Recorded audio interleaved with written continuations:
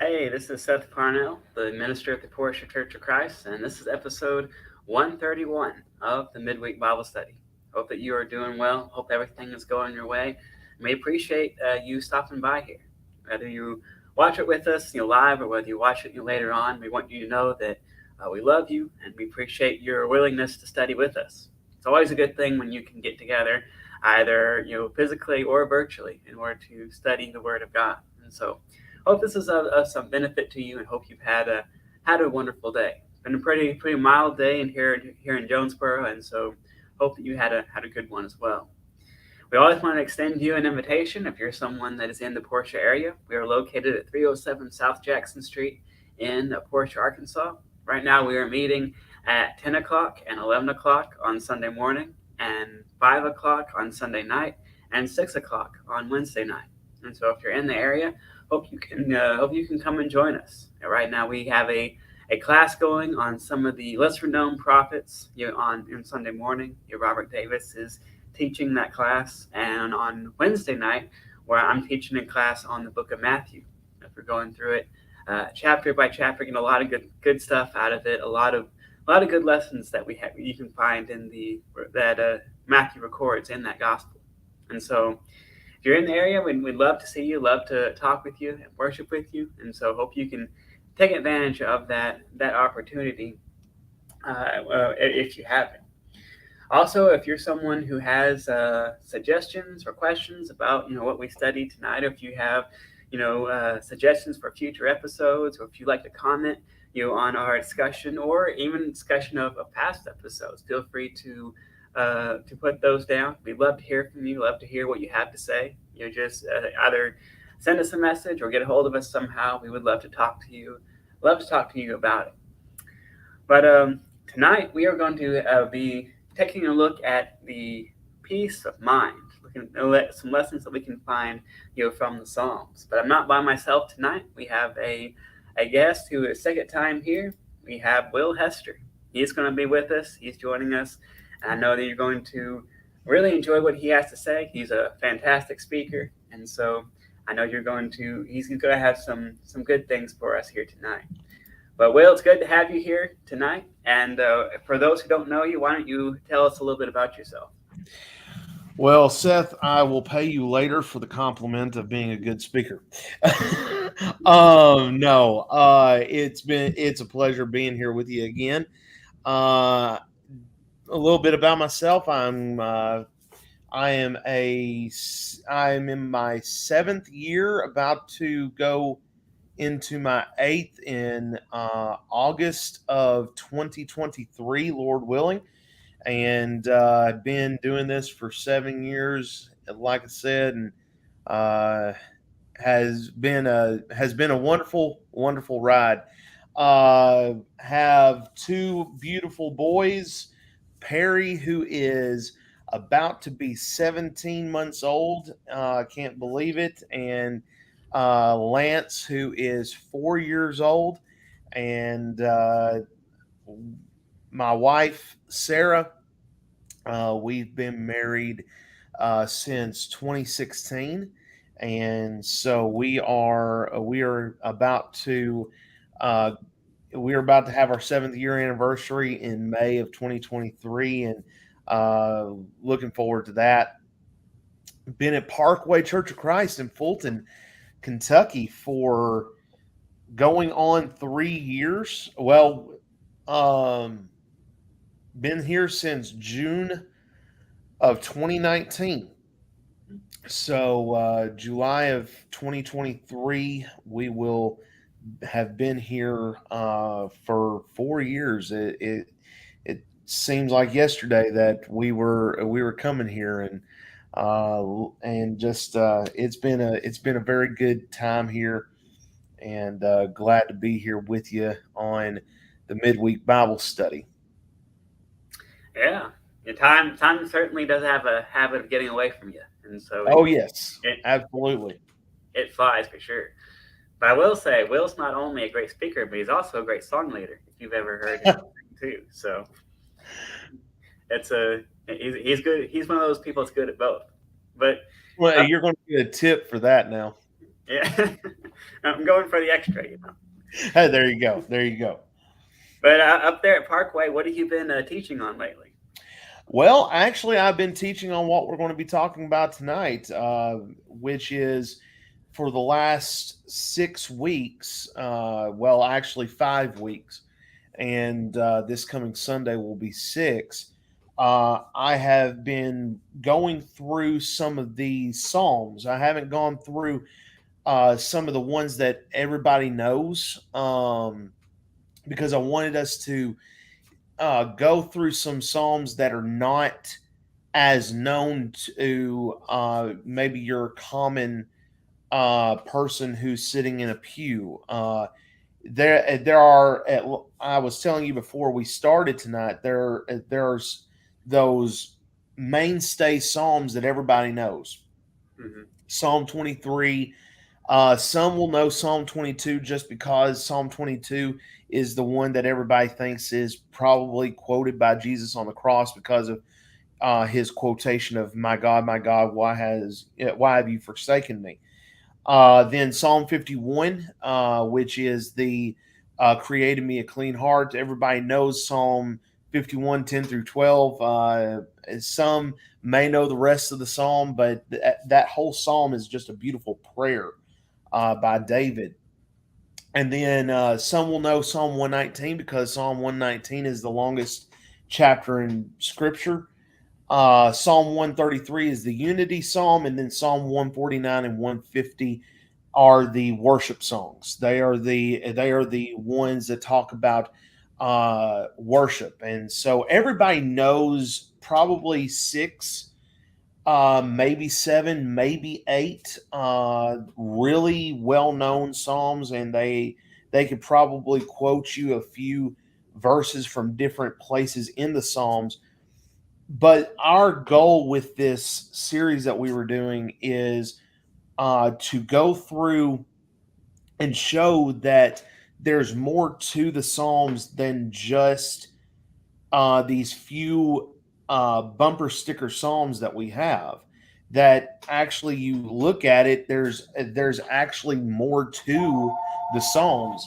I am so sorry. Uh, That's all right. we have our our phone is ringing. So anyway, uh, All right. we are in this process right now of going through that, and we're looking forward to finishing it up probably this coming Sunday, Mhm. um, and then going into.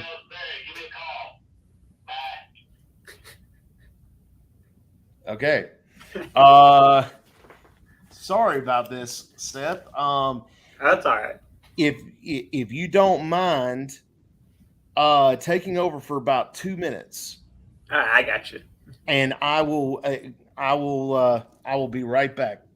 All right. Just give me a second. As he said, we're talking about the Psalms here, and that's one of the things that I like to do, especially in like a for like a Sunday night sermon or a devo. It's just to open up the Book of Psalms and take a look at one uh, that it's like ones that you don't read that often because it's easy to kind of skip over it, at times. But the Psalms have a lot of rich and wonderful, stories in them because a lot of them were written out of emotion. Some of them were written out of distress. I think it's Psalm 51 was written kind of from a position of anxiety and stress. He says he's crying out for deliverance. Basically, and so there's a lot of great psalms that we have, and I think I think Psalm, especially Psalm 23. I think a it and probably John 3:16 are probably the most well known as far as the Old Testament and New Testament passages to people even outside the church. Some of them even know those, but like I said, if you there's 150 of them, not just those. And I'm a proponent of the fact that if it's in the Bible, you should teach on it. You should preach on it, and that includes all these psalms that are in the middle. And like I said, there's some wonderful things that you can look at. There's a lot of like I said, a lot of passionate writing. David especially was known for that, and I think he brings that to light in some of his music. Let's see. Are we good to go? We're good to go. I'm All sorry. right. No, we had a situation I had to take care of. The life of a preacher, right? Yeah, absolutely. But I will say, you were talking about Psalm 51, and even though it is like one of those well-known bumper sticker psalms that everybody knows, I will say that it is, in my personal opinion, one of the deepest of the early collection that we have. It's one of the deepest ones because it comes from a place of true anguish. yeah, Um, and sometimes we will sing at youth devotionals and at youth rallies. Create in me a clean heart, oh God. The music to that psalm, when we sing it, sounds so happy, yeah, yeah. but the psalm itself is not a happy psalm. No, Like it's it not. is, it is one where he's been confronted Hmm. by Nathan, and Nathan had called him out on his problems, and he just his first. I mean, you go back and look at it. His first words out of his mouth were, "Have mercy on me, O God, according to your steadfast love, according to your abundant mercy. Blot out my transgressions, wash thoroughly my iniquity, and cleanse me from my sin." Like there, right in those first two verses. I mean, we get there and we look at those, and you see it on the screen there, and then he goes on down to verse 7. I'll just take you to verse 7 for just a second. He says, "Purge me with hyssop, and I shall be clean. Wash me, and I shall be whiter than snow." That this purging, he's trying to give the word picture here is one of, he knows how dirty he is with this. Hmm. Um, this is his pit. This is his pit of despair. He has not only lied, he's not only stepped out on his wife, but he's also made his best friend's wife step out on him. And then he goes, and instead of coming clean right then and there, he has his best friend murdered. Hmm. Now this is all in the space of just like two chapters in Second Samuel, and then all of a sudden we're left with David is the sweet psalmist of Israel. He is the God's chosen king, and he is at the literally at the end of his rope. Hmm. So we talk about verses 10 through 12, but really those first 9 verses set up why he says what he says in verses 10 through 12 and how he says it. Hmm. There's a lot of pain, there's a lot of heartache, there's a lot of turmoil. Loneliness plays a very big part in sin, and that's one big issue that's running rampant in our country right now. I mean, we've talked. I mean, we're not disillusioned to this. It's being called an epidemic for a reason. the epidemic of loneliness. It's we are not we should not be jaded in thinking that loneliness is only going to hurt those who are outside of Christ. Because let me just be real with you for a second. If we say that depression and anxiety and those kinds of things are a myth, which whether they were said to be a myth from a pulpit or not back years ago when you and I were growing up, Yeah. it was being it was being touted as such. And there are still there are still preachers today who are not willing to talk about it from the pulpit, who are not willing to talk about it in a Bible class setting, who are not willing to talk about it in this kind of setting, Mm-hmm. because it is something that we have. It makes it real. It makes it something that is uh, difficult.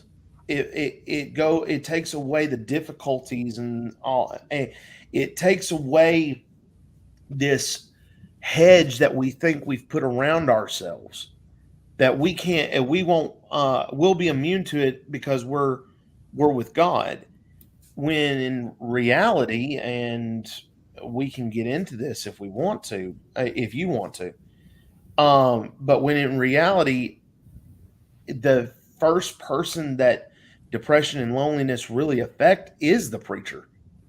Mm-hmm. And that's something that a lot of people don't realize. So I think that's something that has to be discussed as well.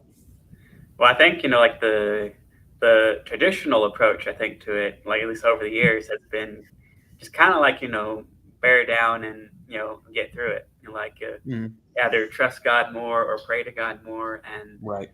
that's kind of the stopping point to it. But like you said, a more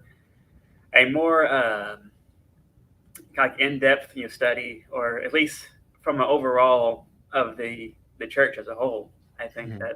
that hasn't happened for a while. I think it has. It's improving. I think there's a lot more people talking about it today, I think, Right. than there was before. But yeah, it's definitely, I think, a subject that's worthy of attention. It's worthy of addressing, and it's worthy of for not only for preachers especially, but also other people as well in the congregation. They need to know how to address this as well.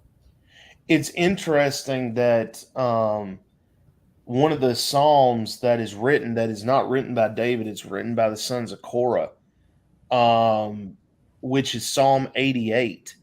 Psalm 88 is actually one of the most lonely psalms you'll read.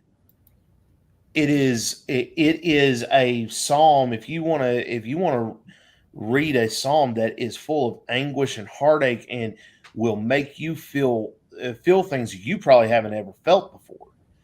I mean, just look at how he starts that psalm off by saying, "O Lord God of my salvation, I cry out day and night before you. Let my prayer come before you. Incline your ear to hear my cry. My soul is full of trouble. My life draws near to Sheol. I am counted among those who go down to the pit. I am a man who has no strength." He he starts the psalm off saying, "I I don't deserve anything that you're wanting to give me." Yeah. I mean, that is it, and to us that is unfathomable. And uh I when I preached through this psalm 2 weeks ago, this was the toughest one I have preached of the five that I have done. Psalm 88 was the toughest one. And the reason why is because when I'm reading that psalm, I'm reading it as if I was actually writing it. Yeah. It's a prayer. I mean, it's not a psalm that is written to be necessarily a song, even though it was. it was a song. There was music to it. We don't know what the music was, but there was music to it.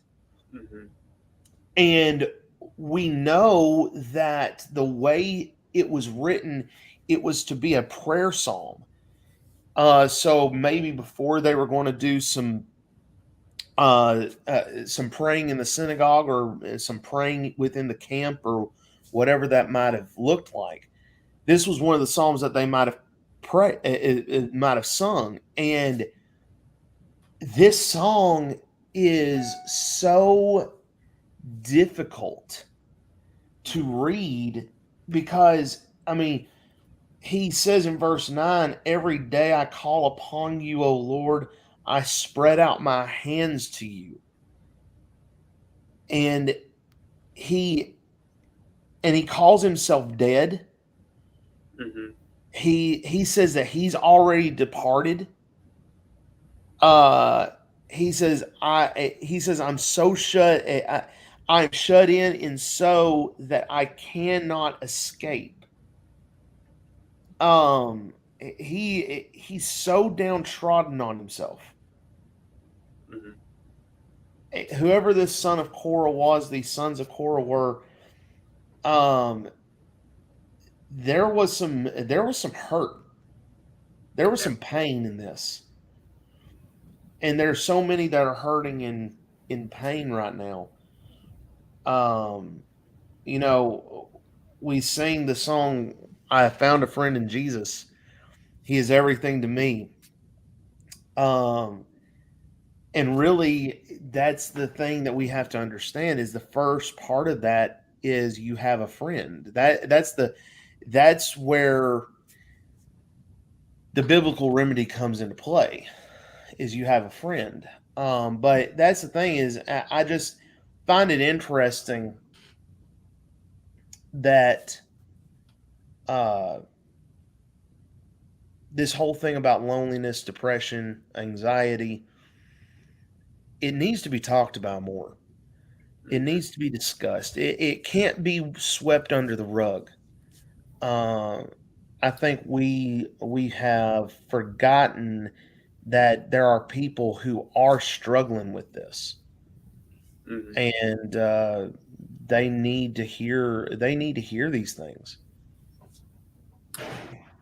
Yeah, and as kind of a side note, I think that there is a room for these kind of things like in our worship. Sometimes I think we focus on a lot of the you know singing "Be Happy" and all that, Right. Hold but on just a second. Let me get on I, the mic for a second.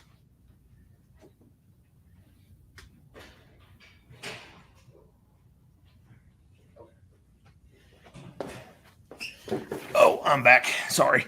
I Um, you get, but we you were saying though. yeah, we tend to focus on like the kind of the sing and be happy type of song, which that's one of my favorite songs. I love that song, but there is room for like grief. There's room for these type of cries for help. When everything's not all right, when everything's not good, and you're still there, worshiping God, and you're not Right. you don't just pretend that it all goes away. But I think there's a lot of examples of worship that we have in the Bible where people were pretty down, they were pretty broken, but yet they were still praising God. And I think we can come to God, in whatever state we're in, and He's someone who still cares for us. And so I definitely think that should be part of our of what we do and our worship as well. Absolutely. And I Someone who think still cares for us, and I so of what we do and our I think one of the things that we we often tend to forget, and maybe it's going to be easier for us to talk about it since we're talking about the Psalms right now. Is the fact that when you actually think about it, the Book of Psalms is so emotional. Mhm. Um, and I'm going to say this with with the risk of sounding crazy. Um, I think for a lot of those of us in the church, we have become scared of showing any emotion in our worship. And I'm not talking about flamboyant extracurriculars that you see. But what I'm saying is, I'll give you a prime example. Let me just give you an example. The Sunday after we came back from being shut down from the pandemic, uh, we had gone 4 months or so, 4.5 months, with no one in the building. Every Sunday, me and two elders were coming up here doing the worship through live stream to an empty auditorium, and there were people watching. Which it was a blessing, and it was a blessing because we grew our online audience exponentially through that period of time. But it was also a very big difficulty because you didn't get that one-on-one interaction. So when we came back from the pandemic and we started worshiping in the building again together, uh, where my family was sitting in the auditorium, uh, I was seated in front of a couple, good friends of ours, and I looked back. We were singing the song "Our God He Is Alive," and it gives me chills even talking about this story. But when we came back and we started singing that song, 100 of us, I think, that morning we had 100, and we were socially distanced, but we were singing that song, and I looked back and everybody was crying, everybody. And I got up in the pulpit. That was the song before the sermon. Hmm. I get up in the pulpit, and I couldn't speak for a good minute and a half. I was so I was so emotional, as far as the emotion was driving that situation. It was one of those times where you knew that this was where we needed to be, Hmm. and seeing that, and after I gained my composure and all that, I actually said, um, I needed to see that this morning. Hmm. You don't know how much I needed to see that, and it was just amazing. I still, to this day, don't think I have ever been in a service that was that emotional, just because of the weight of that. Now, I've been in services, the service right after Lance and Steve Smith passed away. That was a little different as far as the emotion was concerned. That was just heavy emotion, Hmm. but that one was more emotional for the joy Yeah. and for the beautiful nature of that service.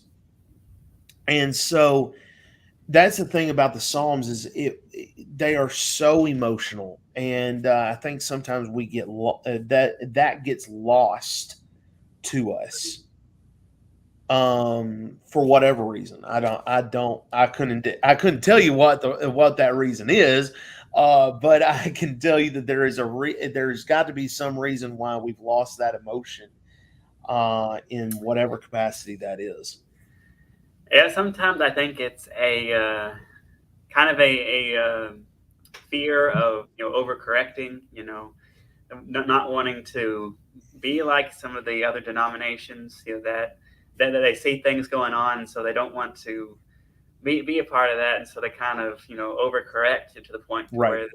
where we don't show any emotion. But the like you said, the Psalms here is a prime example, and it's not just localized to the Psalms, but I think it's throughout a lot of the Bible. Is that there's some it's an emotional book, like you said. Oh, There's some absolutely. powerful moments, and like you think of even people like Jesus, when he was coming up, when he knew what was going to happen in the future, he was praying to God, and his he had sweat like drops of blood. It's there's been people who went through some tough things, and one of the things I always note that even the people like David, who wrote a lot of these psalms, he's known as a man after God's own heart. He's known as someone who has a close relationship with God, but yet he's also someone who had these failings. And I think, and this is true, I think especially for preachers, because sometimes there's a standard that they're kind of expected to be at, but even the best of people can sometimes suffer from these things, and can sometimes suffer from either it be loneliness or anxiety or depression. You can't always it's not always something that's advertised on the outside of a person that you can Right. tell. Sometimes we talk. Our focus has always been, well, if you're hurting, if you feel pain, if you feel depressed, come and talk with one of us. Um, and we put it on that person to come talk.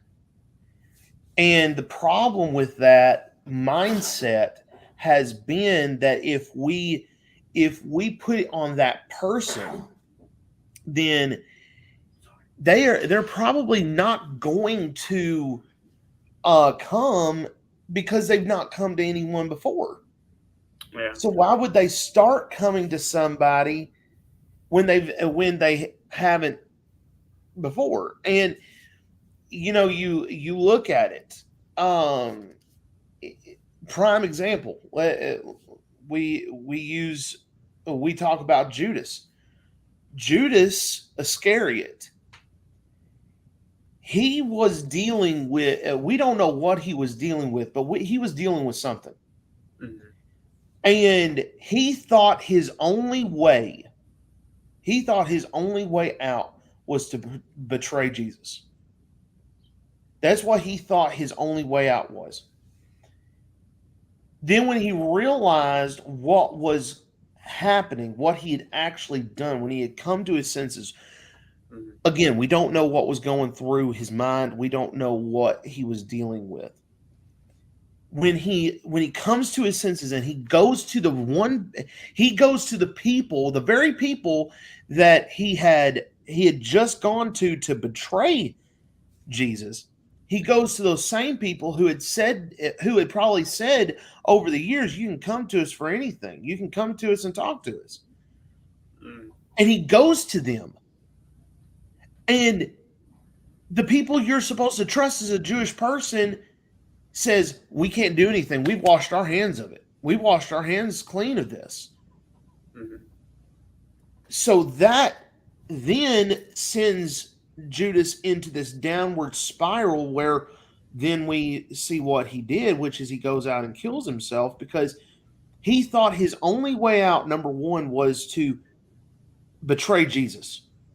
Then, when he realized that was the wrong thing, he thought, well, I'll go back to the people who have said over the years that I can go to them for anything. I'll throw the money down at their feet. I'll ask for them to help me. Then they don't help him.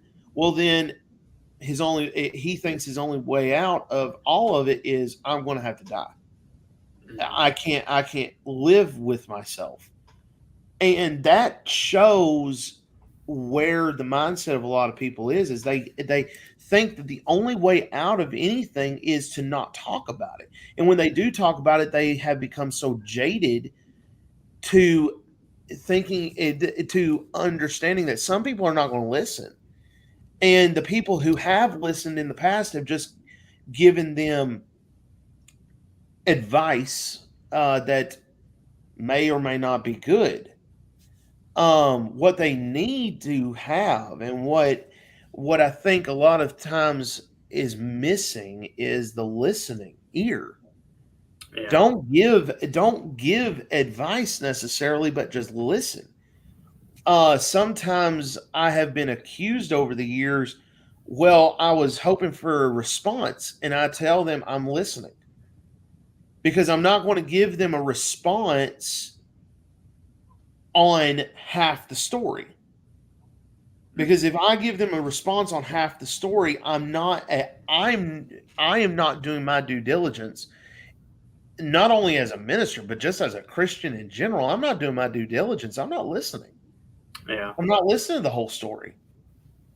And I need to know what's going on. I need to know at least a little bit more to be able to help. And it goes to the other side of that too, which is, if we see and notice that someone is struggling, we don't need to go and talk behind their back. Well, that person is struggling. Wonder what's going on with him, her. Yeah. What we need to do is go up to him and say, "Hey, what's going on?" Hmm. I mean, that's the thing. That's where the issue has come. I think where the disconnect has been over the years. Why ministers, Christians, elders, deacons, whatever you want to say, um, why there has been such a disconnect over the years, because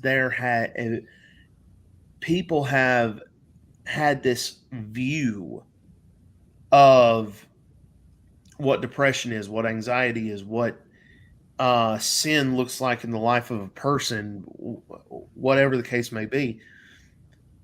Then when they actually read the Psalms and they see the prayers, they see the songs that are sung, and you see all these different ways that the people of God during the Old Testament and even during the New Testament days, the ones who were living the New Testament, not and the stuff that we read about, they were living it. Hmm. And one of the most interesting parts of that, one of the most interesting parts of that is the fact that when you actually take into consideration what they were going through, and realizing that it's probably not out of the realm of possibility to say that it was north of 60% of the Jewish population in the early part of the first century was in poverty. Hmm. And it might have even been north of 70. And then you think about how they were just 400, 500 years previously, even 600 years before all of the captivities. You look at just before the captivities start happening, all the bondages that they go through. Hmm. And it is a very real possibility that it was less than 50% of the Jewish people were in poverty. And now it's probably north of 70 by the time you get to the first century. And they had lost sight of what those Psalms actually had meant. Yeah. And then the Messiah comes, and he's not coming from a place of stature. He's coming from that same poverty level. Hmm. He's coming from a carpenter's family. He's coming from a place of disgust and distrust by so many. What good can come from Nazareth was what they said about him. It's, I mean, we can't read into what Jesus felt when he heard things like that. He's human. He probably thought, why in this world are people saying that? Yeah. I mean, it's. I mean, we know that he felt agony. because the only person to describe what he actually goes through as agony is Luke, and Luke uses that term to describe the hurt he was feeling in the garden. But I mean, you have to take into consideration that the things he had heard and had told to him throughout his life, and we only have a snapshot portion of what it was. Hmm. Um, he he's having to deal with a lot of stuff, a lot of heavy stuff Yeah. thrown his way. Yeah, he does, and it's it's not like I always say the what he experiences, like in the case of Jesus, one of what he experiences on the cross was only part of it. The physical pain was certainly something more than a lot of people ever experience, but there the emotional toll that it took of having all of his disciples betray him, and all the people that he taught that not too long ago, a lot of them probably cheered and laid their coats and laid their branches. Now they were saying crucify him. All of that, the emotional toll on that was quite severe, I think, you do as well. And it's hard to kind of put yourself in that place to think of how that might have felt. But we know that was a big part of the suffering of Jesus. It was that. But just to say something about a little bit about what you said earlier, I think sometimes when it comes to talking to somebody and seeking out help, sometimes the barriers to that comes from sometimes it comes from pride of not wanting to admit a weakness or admit a problem. But other times, like you said, it's just taking the initiative. It's just getting out there and getting to someone. And Mhm. sometimes if someone you may mention it, but not really in a direct question, not really in a direct seeking for help. They may mention it, and so it may sometimes our responsibility to kind of follow up on that, and not to dig into everybody's business, but to Right. just to check in on them, and you know be someone who kind of initiates that conversation of can I help you, and so it's a lot we can do. Don't, and I would say this too, don't make it so obvious that you push someone away. Mhm. Um, because obviously for some people they have never wanted to talk about it. They I mean, let's be real.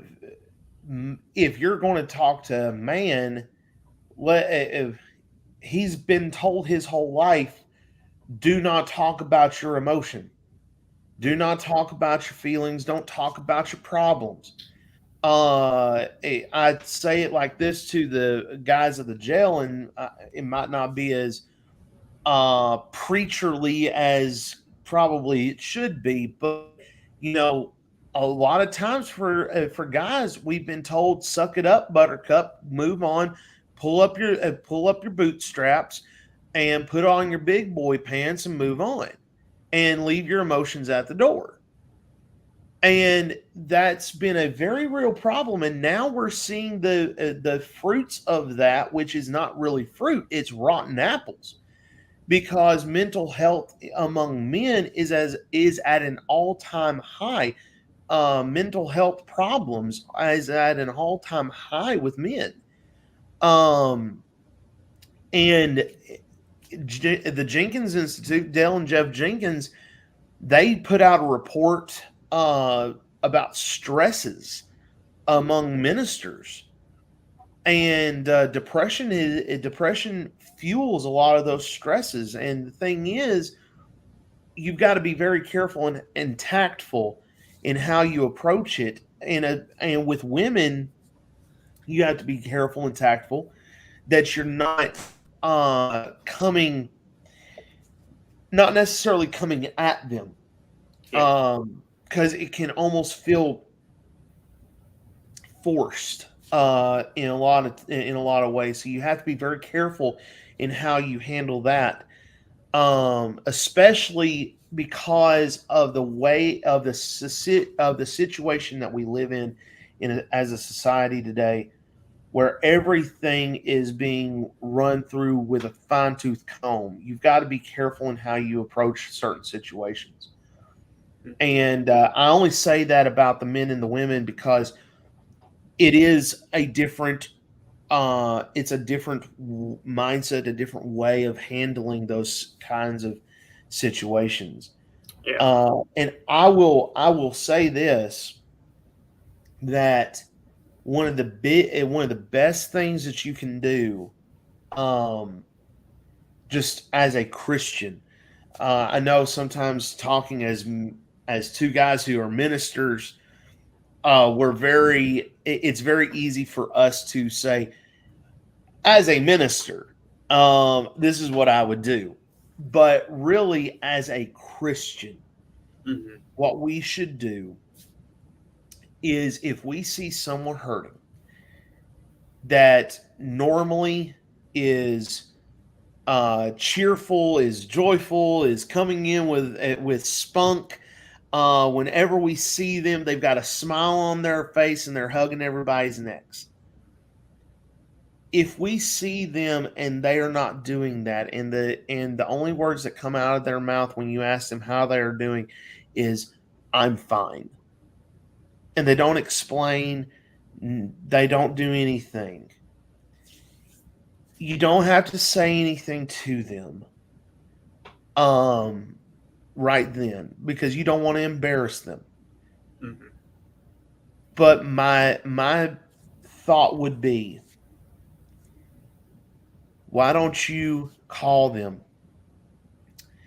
that afternoon, that evening, the next day, and talk to them? Go to their house. Um, make sure they know you're on your way. Yeah. Don't just show up surprise, because that might not be the greatest thing in the world, and they may not want to talk after you surprise them like that. But at the same time, check in on them. Yeah. That's the biggest thing. Again, I talk about the men a little bit because men's mental health has become so rampant recently. But men, we have to build each other up. We can't be tearing each other down all the time. And I've seen it way too often where social media has been a blessing and a curse. Hmm. And we talk about social media has hurt women. Well, social media is hurting men too. It's hurt men badly, because we go and we are we're not so tactful in how we say things. And we got to be very careful in how we handle ourselves, how we approach things, because someone is out there struggling and needing help and crying out for help. And if we're not vigilant in that, then we can't offer that peace that the Psalms provide. We can't offer what what is described in Psalm one. I'll bring up Psalm 130 because it was the psalm that we started off with at Parkway when we started that series, which is, "I wait for the Lord, my soul waits, and in His word I hope.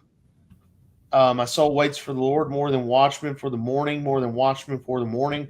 O Israel, hope in the Lord, for with the Lord there is steadfast love, and with Him is plentiful redemption, and He will redeem Israel from all his iniquities." And that's something that I think we too often have not gained enough weight as Christians, and we haven't gained enough in understanding that uh, that God, at the risk of sounding again, using this phrase, at the risk of sounding crazy, God is speaking through the Word, the Bible. He's speaking through the Bible and saying, "Listen, this is what I'm trying to tell you. Just if you would open your ears for 2 seconds, this is what I'm trying to tell you." And I think sometimes we miss out on some vital information just by overlooking it. And I think we need to dive into it a little bit more, personal and within the four walls of an auditorium. Yeah. Yeah, I would definitely say social media is a blessing and a curse. There's good and bad that come with it. But I know, depending on the personality of the person, sometimes they can even feel guilty, for feeling the way that they do, and that Yep. can compound, things as sort. And so, you always like you said at the earlier, you got to be able to listen to the person, to the individual person, and not take a like a size fits all approach, but be Right. someone who listens to them and just let them know that you care and that you want to do what you can for them. So like you're not expected to have all the answers and to have all the every single answer that gives 100% satisfaction in life. We don't have that ability, but we can do what we can with what we have, and I think that's something that we're called to do. But Absolutely.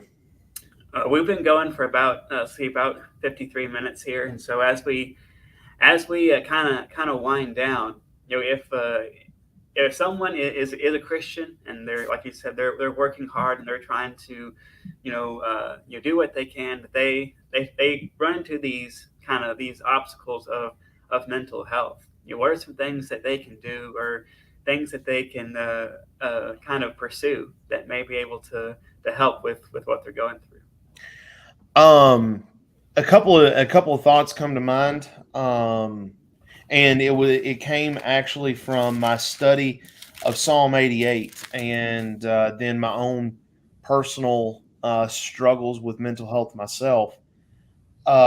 Is number one, understand that whether you have a friend on earth, um, know that you have a friend in Jesus.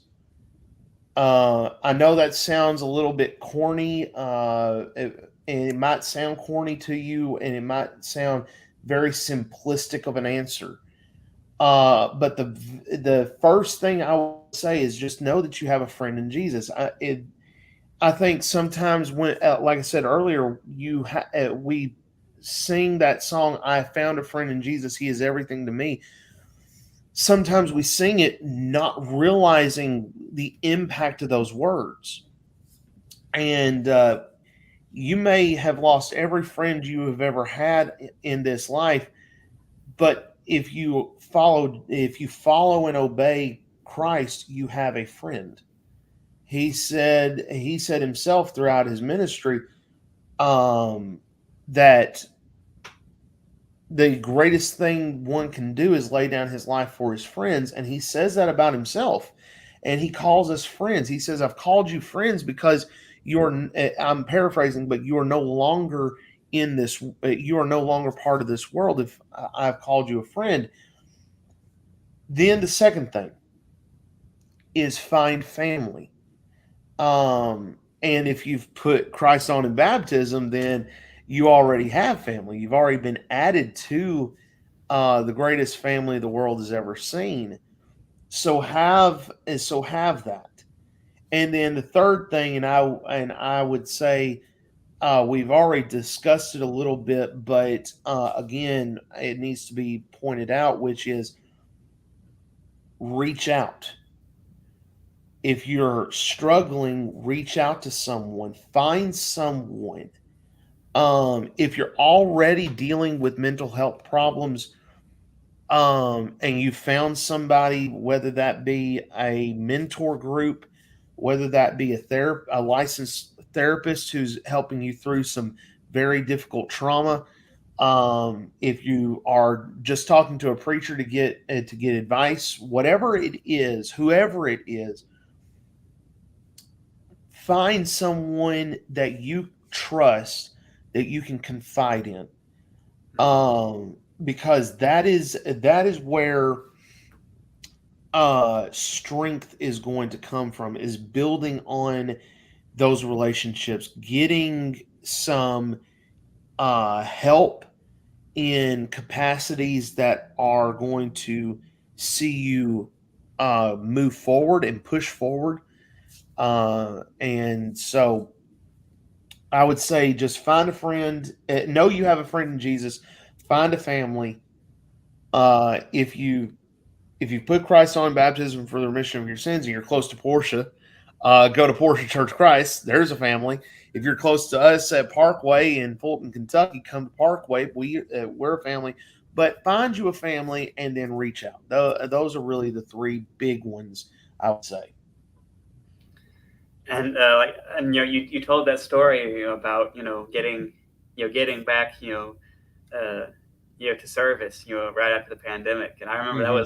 that was I think that was a joyous moment, for Absolutely. every congregation. You're finally able to be back together, because family is important, and it's you can't underestimate the power that it can has on a person. And so if you're involved, if you're someone who you creates those connections, that can carry you, and when you go through some tough times, Absolutely. which Absolutely. we know that all struggle at some times. And so we need as much help as we can get. But I feel like we could do like a another a part two, or another hour, of this. Absolutely. We could.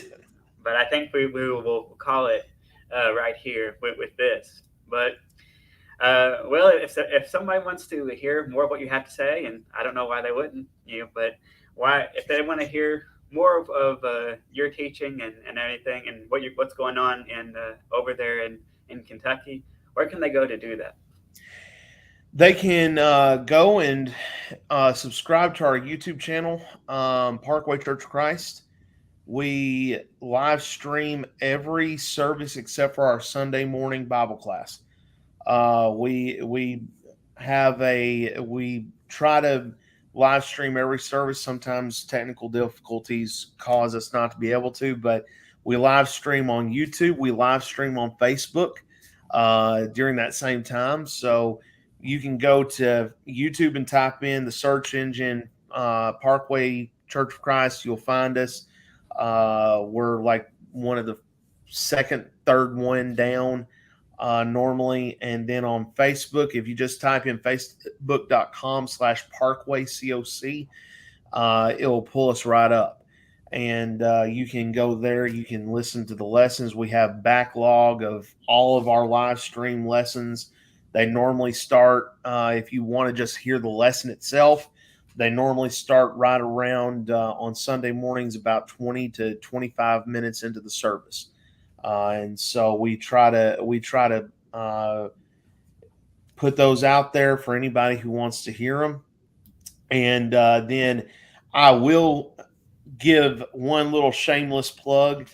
All of this that we're talking about tonight, I am in the infancy stages, and you're getting the big scoop right now, Seth. Hey, Which is I'm in the infancy stages, which means I'm just in the planning portion of all this, of either writing or editing a book that is going to be more based and focused into the ministry side of it for ministers, but it will be for everybody, but it will be a book that is geared towards ministry uh, mainly. And it's going to be talking about a guide to depression and mental health and everything, because I think sometimes, far too often, we've talked about the aspect of mental health with the person in the pew, but the person who's preaching to the people in the pews need help as well.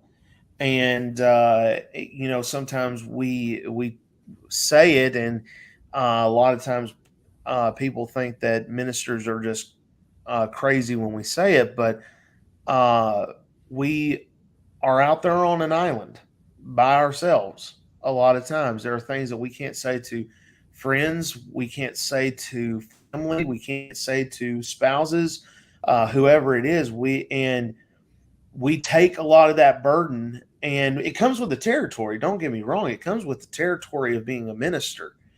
However, it causes a lot of heartache and burnout and depression, and so that's the reason why I think there needs to be some more uh, discussion for the minister himself. And so, anyway, like I said, I'm in the process of getting it all squared away in that respect. I have the chapters tentatively named, and hopefully soon I'll be getting some guys to help out in writing that book, and who knows when it will come out and when it will be finished, but that's something that I'm looking forward to.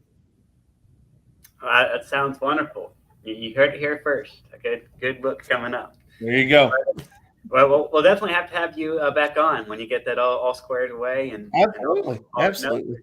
and tell us all about it. But we really do appreciate you taking your time out to study with us tonight. I know we all have busy schedules, but I think we had a good discussion tonight. We appreciate the effort that you put in.